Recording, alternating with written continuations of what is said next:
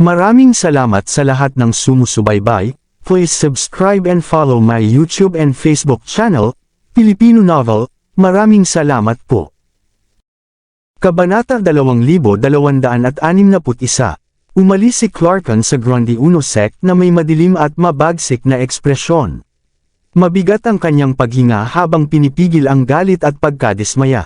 Kahit na dinala niya ang lahat ng Paragon level na mga elders patungo sa Grundy Uno sect at sumama pa sa labanan, ang naging resulta ay matinding dagok sa dangal ng Gars.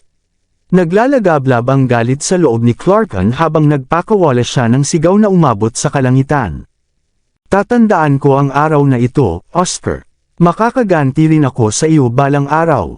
Lumapit ang kapwa niya, malungkot ang mukha na si Fabian at nagtanong. Ginoo, hahayaan na lang ba natin si Severin na makatakas ng ganito? Bilang Great Elder ng Gars, hindi maiwasan ni Fabian na maramdaman ang galit at kawalang galang na naranasan ng kanilang angkan. Pakiramdam niya ay wala silang magawa sa simpleng dahilan na mas malakas si Oscar kaysa sa kanilang lahat. Ang tanging pag-asa nila ay si Clarkon, ngunit kahit siya ay hindi kayang tapatan si Oscar. Itinaas ni Clarkon ang isang kilay at ngumiti ng masama.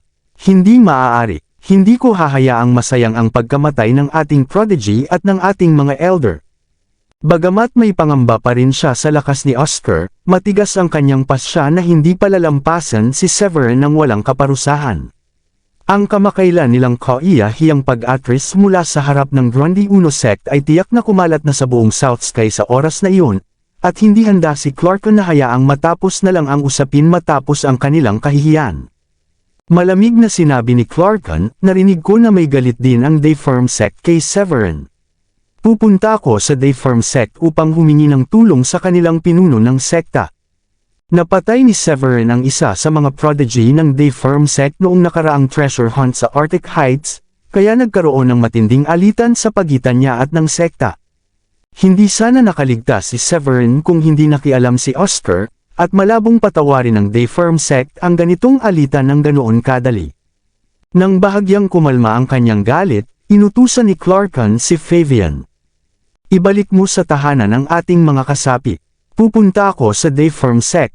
Pagkatapos ay naging sinag siya ng liwanag at nawala sa kalangitan. Makalipas ang mahigit kalahating oras, isang napakataas na taluktok ng bundok ang lumitaw sa tanaw. Napapaligiran ng lunti ang mga puno at nababalot ng puting hamog na binubuo ng nakapaligid na espiritual na enerhiya, ang buong lugar ay mistulang isang makalangit na tahanan. Dumating na si Clarkon sa Dayform sect. Matapos ipahayag ang kanyang pagkakakilanlan sa tagapagbantay sa pasukan, agad siyang pinapasok sa loob. Inanyayahan si Clarkon na maupo sa pangunahing bulwagan at pinagsilbihan ng isang tasa ng mainit na tsaa. Gayunman, wala roon ang kanyang isipan, dahil hindi pa rin nagpapakita ang pinuno ng sekta kahit mahigit kalahating oras na siyang naghihintay. Nagsimulang magtaka si Clarkon kung tumatanggi bang makipagkita si Jason sa kanya nang biglang umalingaw mula sa labas ang isang malakas na tawa. Isang matipunong lalaking nasa gitnang edad ang pumasok sa bulwagan. Nakasuot ang lalaki ng asul na balabal na may gintong palamuti at bota na kulay lila at ginto. Ang kanyang tindig ay pambihira at matayog na parang isang dambuhalang bundok. Makikita sa kanyang mukha ang bakas ng panahon, at ang maputlang kulay ng kanyang parisukat na anyo ay nagpapahiwatig ng sari-saring karanasang hinarap niya sa buhay. May mga hibla ng uban sa kanyang mga sentido, at ang kanyang buhok ay tila gumagalaw ng hiwalay sa hangin. Ang kanyang mga galaw ay kasing lambot ng ihip ng hangin, at bawat hakbang ay nagdudulot ng alon sa nakapaligid na espasyo. Bahagyang nagulat si Clarkon nang makita niyang pumasok ang lalaki sa bulwagan. Ang kanyang antas ay naglalabas ng isang aura ng hindi malapitan, isang pakiramdam na dati na niyang naranasan nang harapin si Oscar. Nagtagpo na sina Clarkon at Jason noon. Noong panahong iyon, naramdaman ni Clarkon na si Jason ay isang level 6 Royal Paragon, kaya mas malakas ito kaysa sa kanyang ngunit malayo pa rin sa antas ni Oscar na level 8 Royal Paragon. Gayunpaman, ang aura na nagmumula kay Jason ngayon ay may nakakatakot na kalidad na tila kayang tapatan kahit ang kay Oscar. Naging bahagyang hindi mapalagay si Clarkon at agad na tumayo. "Kumusta Jason? Binabati kita sa iyong pag-angat." Tumawa si Jason. Pinahahalagahan ko ang papuri, bagamat hindi naman ito dapat ipagmalaki, dahil maliit lamang ang naging pagsisikap. 9 Frigga, nagtanong si Clarken. Nakagawa ka ba ng pag-angat sa level 7 Royal Paragon? Tumango si Jason at ngumiti. Nagpakita ang pagkakataon ilang araw na ang nakalipas, at mabilis na sumunod ang pag-angat. Ang revelasyon tungkol sa pagtaas ng antas ni Jason ay nagpasaya kay Clarken. Ang Dayform Sect ay may natatanging posisyon sa 4 na malalaking sekta, dahil may 2 silang Royal Paragon, si Jason na pinuno ng sekta, at si John Luco na Deputy Sect Leader. Ang lakas ng Dayform Sect ay lalo pang umangat kumpara sa maraming ibang sekta na may isa lamang Royal Paragon. Pinigil ni Clarken ang kanyang pananabik at lumapit kay Jason upang ipaalam ang dahilan ng kanyang pagbisita. Pumunta ako rito upang pag-usapan ang tungkol kay Severin. Severin, kumislap ang mga mata ni Jason sa malamig na liwanag. Pamilyar ang pangalan dahil nabanggit ito sa pulong upang pag-usapan ang pagkamatay ni Uzer. Dahil natatakot sila sa lakas ni Oscar, napagpasyahan nilang ang pinakamahusay na paraan upang makaganti kay Uzer ay ang ipadala si Simeon sa Starry Sky Battle Space at doon targetan si Severin. Napansin ni Jason mula sa kilos ni Clarken na tila napukaw ni Severin ang galit ng Gars. Dahil nakahiwalay si Jason sa pagsasanay, kaunti lamang ang alam niya tungkol sa nangyayari sa labas, at ang malinaw na pagkadismaya ni Clarken ay lalo niyang kinagiliwan. Ibinaba ni Jason ang kanyang tasa ng tsaa at nagtanong, "Maaari mo bang ipaliwanag pa? Nagkasala ba si Severin sa inyong angkan?" Higit pa roon, malalim ang galit sa tinig ni Clarken. Winalang-galang niya kami sa pamamagitan ng pagpatay sa aming prodigy at ilang Paragon level na mga elders. Ilang sandali ang lumipas sa katahimikan habang inuunawa ni Jason ang sitwasyon. Umangat si Severin sa pagiging Paragon sa loob lamang ng 2 buwan at nagpakita pa ng matinding husay sa pakikipaglaban sa pamamagitan ng pagpatay sa ilang level 3 Paragons ng Gars. Hindi katakatakang nagngangalit si Clarken. Natalo rin si Clarken sa kamay ni Oscar habang sinusubukan niyang makaganti, kaya nagpasya siyang dumaan sa Dayform Sect upang humingi ng tulong kay Jason. Bilang pinuno ng sekta, hindi agad nagbigay ng opinyon si Jason sa ganitong usapin dahil hindi mainam na pag-usapan ang ganitong sensitibong paksa ng lantaran. Nanatili siyang nag-iisip habang tahimik na humihigop ng tsaa. Sinuri ni Clarken ang tugon ni Jason at napagtanto niyang kailangan niyang ipakita ang kanyang katapatan. Ikinuyong niya ang kanyang mga ngipin at sinabi, "Nakipagkita ako sa iyo dahil nais kong magmungkahi ng isang kasunduan." 9 Frigga si Jason, inilapag ang tasa ng tsaa at nagsabi, "Magpatuloy ka." Ang lumalaking interes ni Jason ay nagbigay ng kaunting ginhawa kay Clarken. Natatakot siyang baka mag-atubili ang Dayform Sect na makipagtulungan dahil sa nakakatakot na reputasyon ni Oscar, ngunit ang pagiging bukas ni Jason na pakinggan siya ay tila nagpapahiwatig na may pag-asa ang tagumpay. Didiretso na ako sa punto. Sariwa pa rin sa alaala ng Dayform Sect ang pagkamatay ni Uzer, hindi ba? Sigurado akong may natitira pang pangamba tungkol sa kanyang pagkamatay. Sumimangot si Jason nang mabanggit ang pagkamatay ni Uzer. "Bakit mo binabanggit iyan?" Ang desisyon ni Clarken na banggitin ang napakasensitibong paksa ay nagdulot ng kalituhan kay Jason, dahil tila taliwas iyon sa pakikipagnegosasyon ng isang kasunduan. Ang pagkamatay ni Uzer ay tiyak na nagpasiklab ng galit sa loob ng Dayform Sect, at umaasa silang makakuha ng hustisya mula sa Gronde Uno Sect. Si Jason man ay may malalim na hinanakit, at maaaring ginawa rin niya ang ginawa ni Clarken kung hindi lamang siya naging maingat na pigilan ang galit at isaalang-alang ang posibleng kahihinatnan. Kahit ang pinakawalang isip na tao ay mauunawaan ang binabalak ni Clarken, at hindi naman mangmang si Jason. Sa kabila ng paglakas ni Jason matapos maabot ang level 7 Royal Paragon, hindi pa rin siya naging sapat na matapang upang hamanin si Oscar. Sinulyapan ni Jason si Clarken ng may pagsusuri, at tumugon si Clarken sa pamamagitan ng mahinahong paghaplos sa kanyang baba. "Huwag kang magmadaling magalit. Naparito ako na may iisang layunin lamang, ang pag-usapan ang pakikipagtulungan. May lakas ng loob si Severin na patayin ang prodigy ng aking angkan at pati ang sa inyo. Hindi natin matitiis ang ganitong kawalang katarungan kung mananatili siyang buhay. Itinuwid ni Clarken ang kanyang tindig at marahang tinapik ang hawakan ng upuan. Nais kong makipagtulungan sa iyo upang paksain ang bantang ito. Bahagyang kumitid ang mga mata ni Jason sa mungkahing iyon at nag-isip sandali. Pagkatapos ay umiling siya at nanlait. Mukhang pinag-isipan mo ito ng mabuti. Madaling harapin si Severin sa kabila ng kanyang katayuan bilang pangunahing disipulo ng Grundy Uno sect at paboritong alagad ni Oscar. Ngunit ang paggawa nito ay maaaring magdulot ng galit ni Oscar, na tiyak na babagsak sa Dayform sect. Bagamat gusto ni Jason na patayin si Severin tulad ni Clarken, ang paggawa nito sa tulong ng isang Royal Paragon practitioner ay isang pabigla-biglang hakbang. Lalabag ito sa dinakasulat na tuntunin sa South Sky na hindi dapat inaapi ng malalakas ang mahihina. Siya ang sasalo sa lahat ng magiging problema kung pumalpak ang plano, at hindi siya handang ilagay ang sarili sa ganoong kainang sitwasyon. Ang planong binuo niya kasama si Gianluca ay maghintay hanggang maging bukas ang Starry Sky Battle Space, at pagkatapos ay ipadala si Simeon upang ipaghiganti ang pagkamatay ni Uzer.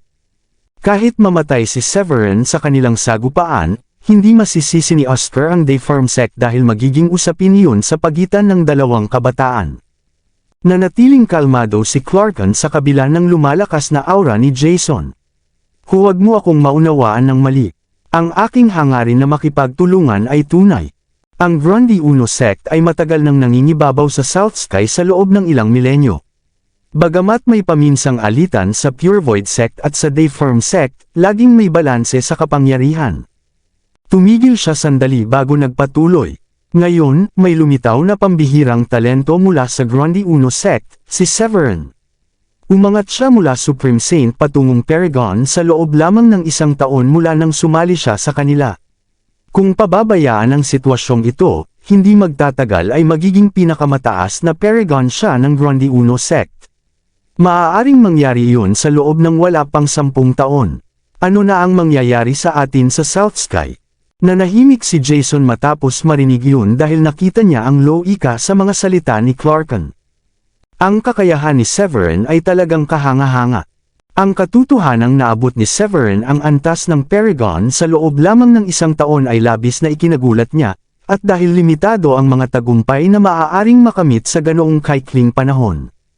Malaking tagumpay na para sa karaniwang mga disipulo ang umangat mula level 1 patungong level 3 Supreme Saint. Kahit si Simeon na kinikilalang isa sa 3 prodigy ng South Sky ay inabot ng halos 3 taon bago nagkaroon ng pag-angat patungong Paragon. Ang talento ni Severin ay lampas sa loika, at ang masaganang yaman na ibinibigay ng Grundy Uno sect ay magbibigay sa kanya ng kakayahang umangat sa pagiging Supreme Paragon sa loob ng wala pang 1 dekada. Mahirap tanggapin yun para kay Jason. Matagal nang nangingibabaw ang Grundy Uno sect sa 4 na malalaking sekta ng South Sky, lalo na dahil si Oscar na isang level 8 Royal Paragon ay palaging naglalagay sa Dayform sect sa ilalim ng kanyang kontrol.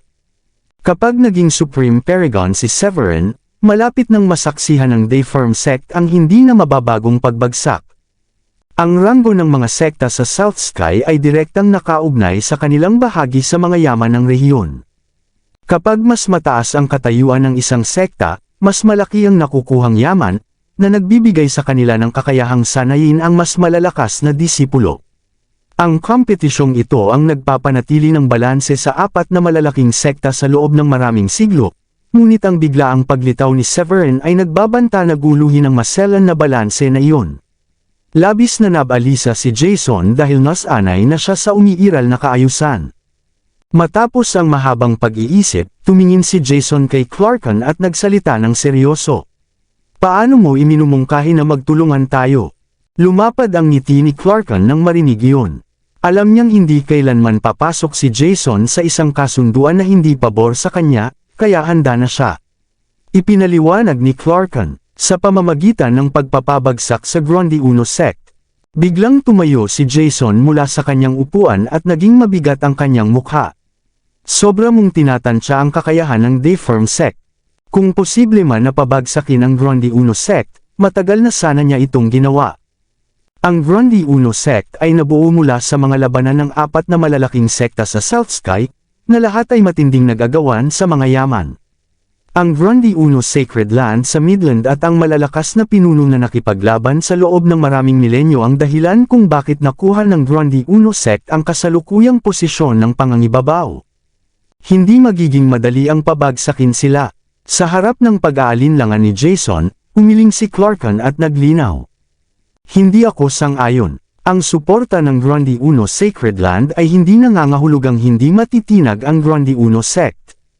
Isa sa aking mga ninuno ang nakatuklas ng labi ng isang prodigy mula sa wicked tribe sa Lasbonerkat habang nagsasaliksik sa Fierce Beast Mountain. Ang taong iyon ang nakapag-angkin ng Chaotic Evil Practitioners Arm mahigit 10,000 taon na ang nakalipas. Humingi ako ng tulong sa isa sa aking mga elder upang makuha ang mahiwagang kamay para kay Sean, ngunit malamang na si Severin ang naunang nakakuha nito. Huminto siya sandali bago nagpatuloy. Kapag naging bukas ang Starry Sky Battle Space, tiyak na sasali ang mga prodigy ng Wicked Tribe mula sa Lasbonerkat. Maaari nating ipaalam ito sa kanila. May balita na ang pinakamalakas nilang nawawalang sining ay perpektong tumutugma sa kung ano ang nawala sa kanila libu-libong taon na ang nakalipas. Nagtaas ng kilay si Jason at nagtanong ng may interes. Ipinapanumpa mo ba na totoo ang iyong salaysay tungkol sa nangyari sa Fierce Beast Mountain? Mariing tumanggaw si Clarkan. Totoo iyon. Napasinghap si Jason sa talinong plano. Ang Wicked Tribe sa Lasbonerkat ay may mahalagang lugar sa dalawang pangunahing banal na pook ng mga evil practitioner.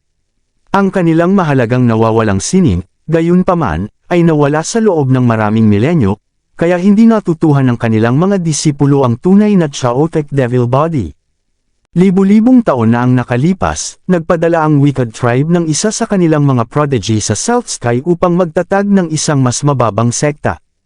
Gayunpaman, ang pinagsamang pagsisikap ng mga pangunahing Sacred Land ng Midland ay nagdulot ng pagkawala ng prodigy na iyon kasama ang iginagalang na Wicked Chant. Kung totoo ang sinabi ni Clarkan, tiyak na magkakaroon ng interes ang Wicked Tribe sa Lasbonerkat kay Severin at maaari pa silang magpadala ng isa sa kanilang mga Royal Paragon upang magsiyasat. Kabanata 2265. Ngumisi si Clarkan habang pinagmamasdan ang masiglang ekspresyon sa mukha ni Jason. Handa na siya sa isip bago pa man siya dumating at lubos niyang alam na hindi papasok ang Dayform sect sa anumang bagay na magiging dahado sa kanila. Ang pinakamahalaga niyang panulak ay ang pagbubunyag tungkol sa mga evil practitioner. Naging parang baliw si Clarkan mula nang supulan sila ni Oscar sa Grundy Uno sect. Ang pakikipagtulungan niya sa Dayform sect ay bunga ng kanyang determinasyong lipulin si Severin. Naglakad-lakad siya sa bulwagan at may tusong ngiti na nagsabi, naniniwala akong may galit din ng Stills kay Severin. Maaari nating kunin ang kanilang suporta kapag dumating ang tamang oras. Kapag nagsanib puwersa ang apat na Royal Paragon kasama ang Wicked Tribe, haharap si Oscar sa kanyang kamatayan sa ilalim ng ating pinagsamang lakas. Tumango si Jason at ibinaling ang tingin. Dati siyang nag-aalala sa lakas ni Oscar, ngunit ang revelasyon tungkol sa Fierce Beast Mountain ay nagpasiklab ng matinding ambisyon sa loob niya. Ang pagbagsak ng Grundy Uno sect ay magbibigay ng napakaraming yaman, higit pa sa sapat upang makapagsanay ang Dayform sect ng isa pang Royal Paragon. Maaaring iyon ang maging susi upang maabot ng Dayform sect ang tuktok at makuha ang unang pwesto sa South Sky. Mas mahalaga, mukhang maayos at mapagkakatiwalaan ang plano ni Clarkan. Anuman ang kahinatnan, tila nakatakda na ang kapalaran ni Severin.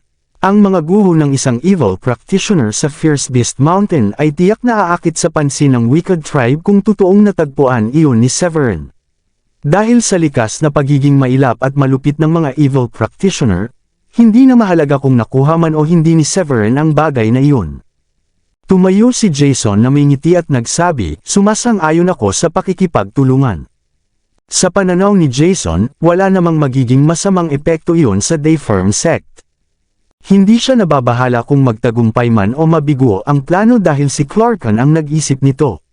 Kung magbubunga man ito, ang kamatayan ni Severin ay magpapawi sa matagal ng hinanakit sa puso ni Jason. Malaki rin ang pakinabang ng Dayform sect kung makokontrol nila ang Wicked Tribe laban sa Grundy Uno sect at tuluyang mapatay si Oscar. Masyadong nakatutokso ang ganitong pagkakataon. Napabuntong hininga si Clarkon nang tuluyang pumayag si Jason. Ang revelasyon tungkol sa Fierce Beast Mountain ang naging pinakamahalagang dahilan upang sumang-ayon ang Deform Sect. Ngumiti si Clarkon at nagsabi, kung ganoon, makikipag-ugnayan ako kay Gino ng Steels. Isasagawa natin ang planong ito kapag dumating na ang oras na pumasok sa Starry Sky Battlespace. Pagkatapos ay nagpaalam si Clarkon upang umalis. Samantala, sa Grundy Uno Sect, walang kamalay-malay si Severin sa nagbabantang sabuatan at kararating lamang sa Pearlite Island. Pumasok siya sa looban kung saan naghihintay sina Dayan at ang iba pang mga babae. Nang makita nilang ligtas si Severin matapos ang malaking labanan ng mga Royal Paragon sa labas ng pasukan, agad siyang pinalibutan ng kanyang mga asawa.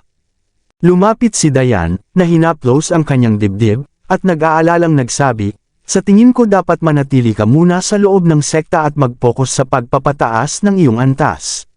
Mahihirapan kang lumabas ngayon dahil napukaw na ang galit ng Gars. Malapit na ang Starry Sky Battlespace, at nais ni Dayan na maiwasan ang anumang aksidente. Si Severin ay isa ng preparatory disciple ng Grundy Uno Sacred Land ng Midland. May malinaw na landas na siya sa hinaharap. Ang pagiging level 5 Paragon ay magbibigay sa kanya ng daan patungong Midland, na maaari niyang maabot sa loob ng 1 taon at kalahati dahil sa kanyang perfect stage level 2 Paragon attainment. Hindi na sana niya kailangang ilantad ang sarili sa mga panganib sa labas ng mundo kung sapat na ang tahimik na pagsasanay upang tulungan ang kanyang pag-unlad. Kung hindi nakialam si Oscar sa tamang oras, maaaring napunta si Severin sa isang malubhang kalagayan sa kamay ng Royal Paragon ng mga Gar. Ang galit ng ganoong kalakas na Royal Paragon ay kayang baguhin ang lupain, at mag-iwan ng napakaraming bangkay at mga ilog ng dugo. Ang isang karaniwang Paragon ay hinding-hindi makatatagal laban sa ganoong kapangyarihan. Nanatiling tahimik si Severin at ngumiti lamang. Ang kanyang pagpunta sa Fierce Beast Mountain ay naglalayong makakuha ng spiritual fire upang mapalakas ang Lotus Divine Attack, dahil magbibigay iyon sa kanya ng karagdagang mga alas. Ang Starry Sky Battlespace ay isang lugar kung saan magtitipon ng mga henyo mula sa malalaking banal na lugar, mga inapo ng mga celestial, at mga masasamang practitioner. Magiging matalino si Severin kung mananatili siyang mapagbantay dahil level 2 Paragon pa lamang ang kanyang attainment. Napansin ni Gilda ang pananahimik ni Severin at lumapit sa kanya. Dapat tayong lahat ay magpasalamat na ligtas siyang nakabalik, sabi niya nang may pag-aalala. Nagpasalamat si Severin sa kanyang pag-aalala at humingi ng paumanhin sa 4 na babae. Hindi ko nahahayaang mangyari iyon muli. Inamin niya na napakahina pa rin niya. Kung isa siyang Royal Paragon, kahit si Clarkon ay magdadalawang isip at iiwas na ibuhos ang lahat ng galit nito sa kanya. Kung isa siyang Supreme Paragon, maaaring humingi pa ng paumanhin si Clarkon sa kanya kahit siya ang naging sanhi ng pagkamatay ni Sean. Pumasok si Severin sa pag-iisa matapos magpaalam kina Dayan at sa iba pa. Umupo siya ng naka-crossleg sa kanyang silid pagsasanay at sinimulan ang kanyang mga ehersisyo upang maging pamilyar sa Lotus Divine Attack. Ang galaw ng pagdaloy ng teknik ay nagdulot ng paglitaw ng dalawang magkaibang kulay ng apoy sa katawan ni Severin. Ang una ay ang malamig na berdeng Fire of Nine Ghosts, ang ikalawa ay ang True Sun Fire na ginamit sa pamamagitan ng True Sun Fist. Nang magsanib ang dalawang spiritual fire, bumuo ang mga ito ng isang lotus na naglalabas ng mapanirang aura. Ilang araw ang lumipas, umikot sa paligid ni Severin ang mga hamog na parang dragon na kanyang malalim na nilanghap. Nagsimulang lumutang ang kanyang buhok, na nagpakita ng kanyang matitipunong mukha at malasalaming makinis na kutis.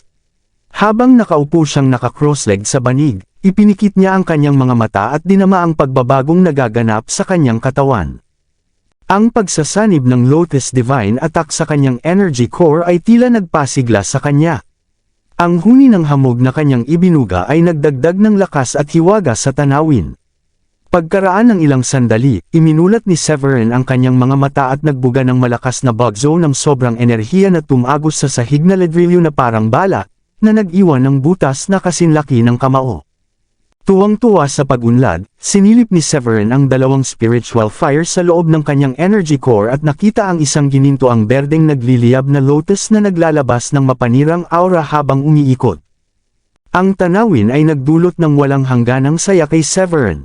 Ang Fire of Nine Ghosts at ang True Sun Fire ay malinaw na nagpapakita ng mga palatandaan ng pagsasanib, na nagpapahiwatig na malapit na niyang maunawaan ang mga batayan ng Star Grade Divine Technique.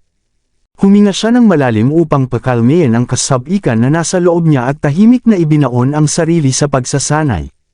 Ang Lotus Divine Attack ay nilikha ng maalamat na Royal Paragon na kilala bilang si Wildfire, at isa itong Star Grade Divine Technique na walang hangganan sa paglinang. Sa pamamagitan ng pagkonsumo at pagsipsip ng spiritual fire ng langit at lupa, maaari itong iangat hanggang sa puntong kayang punitin ang kawalan sa isang kumpas lamang, sunugin ang langit at dagat sa isang pitik, at darating ang panahon na maaabot pa ang mga bituin at buwan. Noong sinaunang panahon, umasa si Wildfire sa teknik na iyon upang makilala sa buong South Sky. Maging ang mga practitioner sa Midland ay pamilyar sa pangalang Wildfire. Kung nagtagumpay lamang siyang maging isang Supreme Paragon, maaaring naitatag niya ang sarili bilang isa sa pinakamalakas na practitioner sa buong Blue Realm. Ganoon kalaki ang potensyal ng kanyang divine technique. Sapat itong makapangyarihan upang higitan pa ang pinakamalakas na sandata ni Severin na Chaotic Sword Shadow. Ang Chaotic Sword Shadow ni Severin ay bunga ng pagsasanib ng kanyang Chaotic Sword Wheel at ng kanyang Sky Soil Heptagold Sword Energy na nabuo mula sa masaganang pagdaloy ng kapangyarihan ng langit at lupa. Likas itong nakaugnay sa antas ng kanyang attainment, at hindi niya mailabas ang buong potensyal nito dahil level 2 Paragon pa lamang siya. Sa kabilang banda, ang Lotus Divine Attack ay maaaring patuloy na lumakas basta sumisipsip ito ng mas maraming spiritual fire. Ang lakas nito ay nagsisimula ng maging nakakatakot kahit kakaunti pa lamang ang kanyang nagagawa sa paglinang ng dalawang spiritual fire sa loob ng kanyang energy core. Sa paglipas ng oras, nasaksihan ni Severin ang pagsilang ng isang ginintoang berdeng lotus sa loob ng kanyang energy core. Ang kanyang katawan, na parang isang spiritual treasure na may katamtamang kalidad, ay pinatibay ng berdeng lotus. Ang resulta ay ang pagragasa ng lakas at dugo sa loob niya na tila umaagos na mercury at dumadaloy sa kanya na parang kidlat. Nilinis din ng berdeng lotus ang napakalaking reserba ng spiritual energy sa kanyang energy core sa bawat pag-ikot nito. Ang dating masiglang dagat ng enerhiya ay kumondensa at bahagyang lumiit. Ang spiritual energy ay nagbago tungo sa mas dalisay at gininto ang anyo. Ang ningning nito ay tila kayang umabot ng daan-daang metro, at bawat hibla ng spiritual energy ay tila mas naging dalisay pa. Napansin ni Severin ang bahagyang pagtaas ng kanyang pisikal na lakas, na nagpasaya at nakagulat sa kanya. Hindi ko inakalang ang epekto ng Lotus Divine Attack ay magkakaroon ng ganitong resulta. Maaari nitong kondensahin at pinuhin ang spiritual power sa loob ko habang pinatitibay ang aking pisikal na katawan. Ang tuloy-tuloy na pagliyab sa kanyang energy core ay nangangailangan na palagi niya itong punuin ng spiritual energy ng langit at lupa upang maiwasan ang pinsala sa kanyang energy core o sa kanyang mga meridian. Ang mataas na temperatura ng berdeng lotus ay nagbibigay daan upang ang napunong enerhiya ay mapino, na nagreresulta sa mas dalisay na anyo. Nang bawiin niya ang kanyang spiritual sense mula sa kanyang energy core, bulong ni Severin sa sarili na may paghanga, hindi nakapagtataka na nakilala si Wildfire sa South Sky at Midland dahil sa teknik na ito. Hindi kalabisan na sabihing napakalakas nito, dahil patuloy nitong pinapalakas ang pisikal at espiritual na kakayahan ni Severin sa pamamagitan ng walang tigil na pagpino ng spiritual energy. Ang mas mataas na antas ng kakayahan ay maaaring makamit sa pamamagitan ng pagpapatibay ng pundasyon. Sa mundo na pinapatakbo ng paghahangad sa kahusayan, nagsisilbi itong patunay sa karunungan na ang matibay na pundasyon ang haligi ng matatayog na istruktura. Habang marami ang naghahangad na pabilisin ang kanilang pag-unlad sa pamamagitan ng mga shortcut tulad ng mga tableta, na wala silang katulad na matatag at hindi matitinag na katatagan na kanyang nabuo sa pamamagitan ng masigasig na pagsasanay. Kahit pa sadyang huminto ang mga henyo mula sa iba't ibang sekta upang pagtuunan ng pansin ang kanilang pundasyon at pangangatawan, malaki pa rin ang oras na nasasayang. Ngunit hindi na kailangang dumaan ni Severin sa ganoong matagal na proseso. Kapag nalinang ang Lotus Divine Attack hanggang sa beginner stage, magagawa niyang ilaan ang bawat sandali sa pagpapalakas ng kanyang pangangatawan at spiritual energy. Nasabik sa ideyang iyon, nagdiwang si Severin sa kanyang tuwa at agad na itinutuon ang kanyang divine senses upang pagsamahin ang dalawang spiritual fire. Makalipas ang maikling sandali, naglaho ang dalawang apoy at naiwan na lamang ang isang makinang na berdeng lotus na umiikot sa kanyang Sea of Alchemy. Bigla, sumabog ang napakalakas na puwersa mula sa berdeng lotus, na dahilan upang mag-alon ang kanyang buong energy core ng magulong alon na umaabot ng ilang libong talampakan ang taas. Sa wakas ay naabot ko na ang beginner stage. Malinaw ang saya ni Severin habang tinitingnan ang nabuo na makinang na berdeng lotus. Di nagtagal, damaloy ang kapangyarihan ng langit at lupa sa kanyang katawan na parang lumaragas ang alon, at dumaan sa kanyang mga meridian, mga bisig, at mga buto, hanggang mapuno ang kanyang energy core. Ilang linggo pa lamang ang kanyang pagsasanay, ngunit malinaw na niyang naramdaman ang pagtaas ng kanyang attainment level. Makikita ang labis na saya sa kanyang mga mata habang iniisip niya, ang beginner stage ng teknik na ito ay nagpalalim sa aking pag-unawa at pagsipsip sa kapangyarihan ng langit at lupa. Ang Lotus Divine Attack ay isinilang mula sa pagsipsip ng spiritual fire, na siya namang nagmula sa langit at lupa. Dahil dito, taglay nito ang mga aral ng pilosopiya. Ang mas mataas na pag-unawa sa kapangyarihan ng langit at lupa ay kusang darating. Punong-puno ng tuwa, itinaas niya ang kanyang palad at bahagyang ikinerba ang kanyang mga daliri. Sa loob lamang ng ilang segundo, isang makulay na berdeng lotus na may dalang nag-aapoy na mataas na temperatura ang lumitaw sa kanyang harapan. Ang berdeng lotus ay naglalabas ng nagngangalit na alon ng hangin na tila kayang sunugin ang kawalan. Sa mismong sandaling iyon, nagbago ang langit at lupa sa ibabaw ng Pearlite Island. Ang kawalan ay naging magulo, at ang kakaibang tanawin ng napakaraming gininto ang lotus na sabay-sabay na namulaklak ay lumitaw sa ibabaw ng Gronde 1 sect. Ang mga bulaklak na iyon ay bumaba mula sa langit at naglitawan din ang mga gininto ang lotus sa lupa. Isang maliwanag na liwanag ang bumalot sa paligid, at ang lilang hamog ay kumalat sa loob ng ilang libong milya. Sunod-sunod na kakaibang pangyayari ang naganap sa buong Gronde 1 sect. Ang mga alagad na tumangala at nakakita sa biglaang pagbabago ay napuno ng pagkabigla ang mga mukha. May kakaibang nangyayari. Ang mga ulap sa loob ng ilang libong milya ay napuno ng lilang enerhiya. Mukhang mula ito sa Pearlite Island. Si Severin na naman ba ito? Sino pa ba? Nakalimutan mo na bang may katulad na nangyari noong huling beses na nag-breakthrough siya bilang Paragon? May lilang enerhiya hanggang sa abot ng tanaw. Ibig bang sabihin ay nakamit na naman niya ang panibagong breakthrough? Lahat ng nakakita sa eksenang iyon ay labis na nabigla. Lalo lamang nitong pinagtibay ang ideya na si Severin ay isang tunay na henyo. Matapos ang kanyang tagumpay laban kina Carl at sa dalawa pang henyo ng South Sky, napakalakas na niya, ngunit ang mga kakaibang pangyayaring palaging sumasabay sa kanyang mga breakthrough ay patuloy na nag-iiwan ng paghanga sa lahat. Bagaman may mga talento ang sekta tulad nina Spencer, Raymond, Celeste, at Carl, wala ni isa sa kanila ang maihahambing sa kakaibang kakayahan ni Severin na magdulot ng ganitong mga hindi pangkaraniwang pangyayari. Sa sandaling iyon, ang mga pitmaster ng lahat ng Nine Mountains ay tumigil sa anumang kanilang ginagawa at tumangala sa kakaibang tanawin na nagaganap sa kalangitan. Itinaas ni Miles ng Seventh Mountain ang kanyang kilay habang bahagyang kumitid ang kanyang mga mata. Nakagawa na naman ba si Severin ng panibagong breakthrough? Ang muling paglitaw ng ganoong mga pangyayari sa ibabaw ng Pearlite Island ay lalo pang nagpalakas sa hinala ni Miles na pinapaborin si Severin ng langit. Sa Sixth Mountain, nalaglag ang panga ni Daniela at lumaki ang kanyang mga mata. Isa siyang halimaw. Paano niya nagagawang magdulot ng ganitong mga hindi pangkaraniwang pangyayari ng napakadalas? Naisip ni Daniela kung si Severin ba ay isang tunay na celestial na muling isinilang sa lupa. Lubhang nakalilito isipin na nagagawa ni Severin ang ganitong mga pangyayari kahit isang taon pa lamang siya sa sekta. Bagaman may divine constitution si Severin, ang mga pangyayaring sumasabay sa isang breakthrough ay karaniwang hindi kasing engrandi ng kasalukuyang tanawin. Walang saysay na ihambing niya ang sarili kay Severin. Naalala ni Daniela ang sarili niyang mga nakaraang breakthrough at napaisip. Ang mga kulog at kidlat ay lumitaw lamang nang maabot niya ang Paragon, at ang iba pa ay karaniwang hindi kapansin-pansin. Si Severin naman ay palaging nagdadala ng mga pambihirang pangyayari. Matapos silang matauhan mula sa pagkabigla, ang Nine Peak Masters ay nagsuot ng mapait na ngiti habang may bahid ng inggit ang kanilang mga mata. Sa pangunahing bulwagan ng First Peak, nakaupo si Oscar ng naka-cross-legged at mahigpit na nakapikit ang mga mata.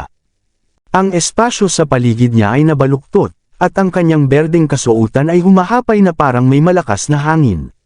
Dalawang guhit ng puting hamog ang umiikot sa kanyang harapan, na sinisipsip ang mga elemento sa isang mahiwagang tanawin. Bigla niyang iminulat ang kanyang mga mata at tumingin sa kawalan, na pinagmamasdan ng malawak na lilang enerhiya na rumaragasa ng libu-libong milya sa itaas. Lubhang nagulat si Oscar sa tanawin ng namumulaklak na mga bulaklak at magulong gininto ang lotus. Ano na naman ang ginagawa ni Severin?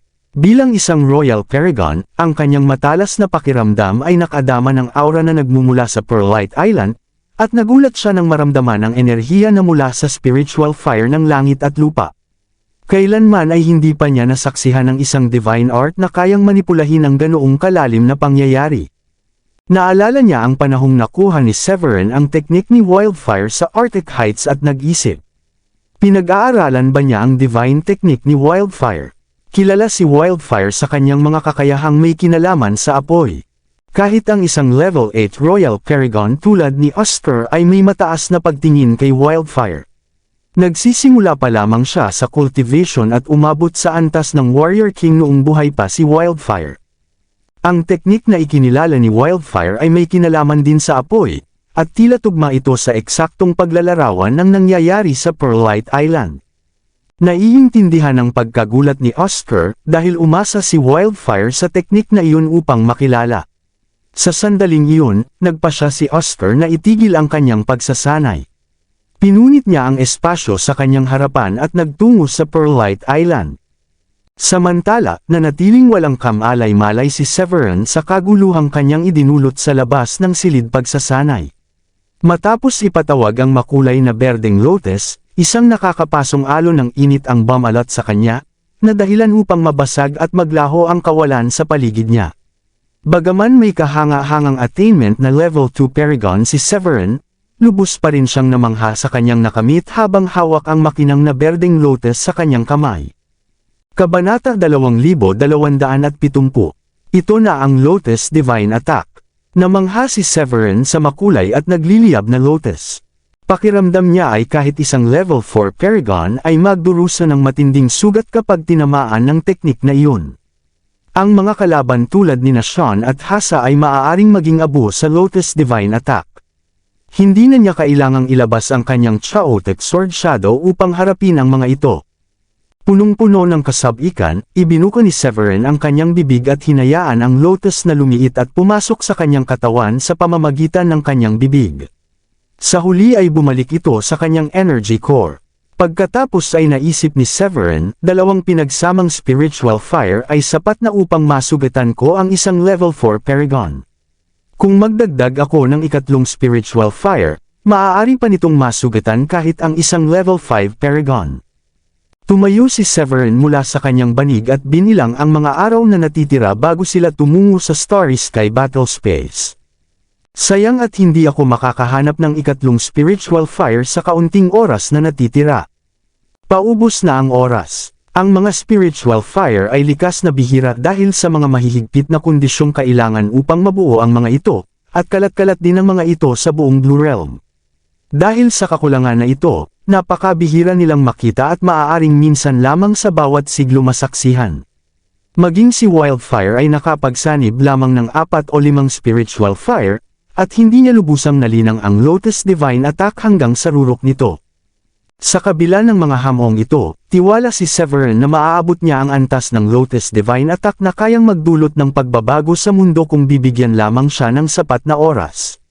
Dahil napagsama na niya ang dalawang spiritual fire, maaari na siyang maghanap ng mga karagdagan. Matapos tumayo mula sa banig, binuksan ni Severin ang pinto at lumabas sa bakuran. Nandoon sina Diane, Woolrich, at ang iba pa na naghihintay sa kanya. Nasaksihan nilang lahat ang pangyayaring naganap sa ibabaw ng Pearlite Island. Alam nilang ang pag-iisa ni Severin ay upang sanayin ang Lotus Divine Attack, At ang pangyayaring iyon ay palatandaan ng kanyang tagumpay at pagtaas ng lakas. Binabati kita, sabi ni Felipe. Ngumiti si Woolrich at sinabi, ilang araw mo lamang inaral ang isang star-grade divine technique at naabot mo na agad ang beginner stage. Ang kakayahan mong umunawa sa mga ganitong bagay ay talagang kamangha-mangha. Karamihan sa mga karaniwang practitioner ay maghihirap na maabot ang beginner level na pag-unawa kahit gumugol ng kalahating taon sa pag-aaral ng isang teknik, ngunit nagawa ito ni Severin sa loob lamang ng ilang araw. Nainggit si Woolrich sa ganoong talento, ngunit labis din siyang ipinagmamalaki sa nagawa ng kanyang manugang. Ang pagtaas ng lakas ni Severin ay nangangahulugan na magiging mas ligtas silang lahat. Ngumiti si Severin bilang tugon sa kanilang paghanga at papuri. Puro swerte lang ito. Kung hindi ko natagpuan ang Fire of Nine Ghosts sa Fiercebeast Mountain noon, mas matagal pa sana bago ako nakapagsimula sa pagsasanay ng Lotus Divine Attack.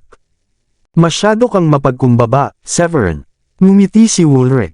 Habang nagpapatuloy ang kanilang pag-uusap, biglang nagkaroon ng bitik sa kalawakan at dumating si Oscar. Lahat ay magalang na yumuko. Pagbati, sect leader, tumayo na kayo. Wala naman tayong kaharap na ibang tao. Inalis ni Oscar ang formalidad. Pagkatapos ay itinuon niya ang kanyang tingin kay Severin at nagtanong, iyon ba ang divine technique ni Wildfire?